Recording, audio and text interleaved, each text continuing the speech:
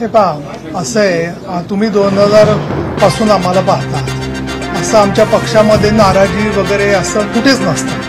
नाराजी वगैरे जर असली तर पक्षाचे नेते आले की सगळी ती नाराजी सगळी विसरत असतात आणि त्यातून अगदी सतत तर लोकांच्यामुळे काही नाराज होण्यासारखी परिस्थिती नाही आहे.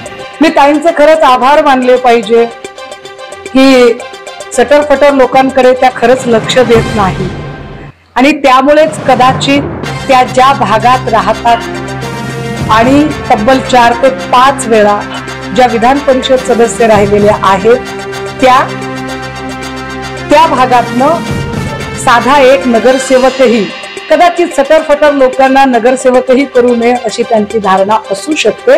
त्यामुळे त्यांना कुणाला नगरसेवकही निवडून तिथं येऊ शकला नाही आमचा. आणि कदाचित सटरफटर लोकांना कुठल्याच प्रक्रियेत घ्यायचं नसतं. मोठ्या बैठका असतील, कॅबिनेटच्या बैठका असतील, काही महत्वाचं काम असेल तर अशा वेळेला आपण एकट्यानेच जावं, भेटावं, त्याचे फोटो काढावे, ट्विट करावं आणि ते फोटो प्रसिद्धीला द्यावेत.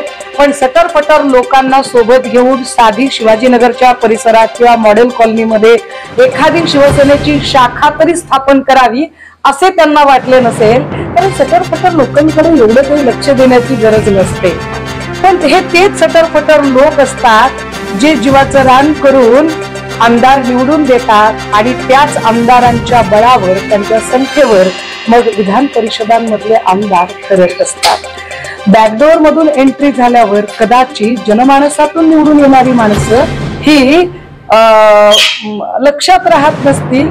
पण मला तरीही आश्चर्य वाटतं की अशा सगळ्या काळामध्ये एखादा तरी, जाऊ दे बाबा सटरफटर जाऊ दे, सोडून द्या त्यांचं काय, थोडं सोडून द्या, पण एखादा तरी विश्वास कमावलेला माणूस आज पक्षप्रवेश करताना सोबत होता का नसेल बरं तो?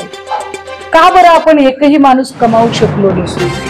कुठे गणित चुकलं असेल बरं की 20-25 वर्षाची कारकीर्द आणि आमदारकी भोगत असताना सुद्धा आपण एकही विश्वासू माणूस कमावू शकलो नाही की जो आपल्या हाकेवर ओ देत तात्काळ आपल्या सोबत पक्षप्रवेश करू शकेल.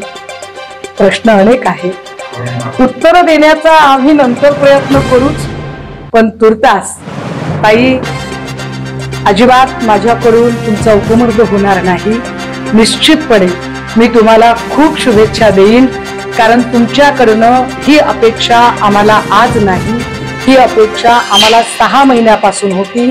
6 महिन्यापासून तुमच्या प्रत्येक हालचालीवर इथला प्रत्येक माणूस अत्यंत बारकाईने लक्ष ठेवून होता. आपल्या मीटिंग्स, आपल्या बैठका, आपल्या चर्चा, ही प्रत्येक गोष्ट सगळ्यांच्याच लक्षात आलेली होती. आणि ताई, समान नागरी कायद्याचा विषय आपण काढला म्हणून सांगितलं पाहिजे.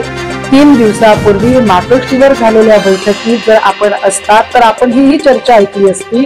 किंबहुना असा एखादा विषय हाताळायला हवा यासाठी आपण पक्षप्रमुखांनाही बोलू शकला असतात. पण लक्षात आणून दिले पाहिजे की बुलढाण्यातला शेतकऱ्यांचा मोर्चा झाला, तो मोर्चा, त्या मोर्चात आपली शेवटची पब्लिक मिटिंग आहे. त्यानंतर ताई आपण पक्षाच्या कुठल्याही पब्लिक मिटिंगला हजरच राहिला नाही, कारण आपण मनाने तेव्हाच तिकडे गेलेला होता. तर मित्रांनो, जर तुम्हाला आमचा व्हिडिओ आवडला असेल तर आमचं चॅनल सबस्क्राईब करा, लाईक करा, शेअर करा आणि बाजूला असलेला बेल आयकॉनवरती प्रेस करा, जेणेकरून तुम्हाला आमच्या चॅनेल्सच्या सगळ्या अपडेट प्राप्त होतील.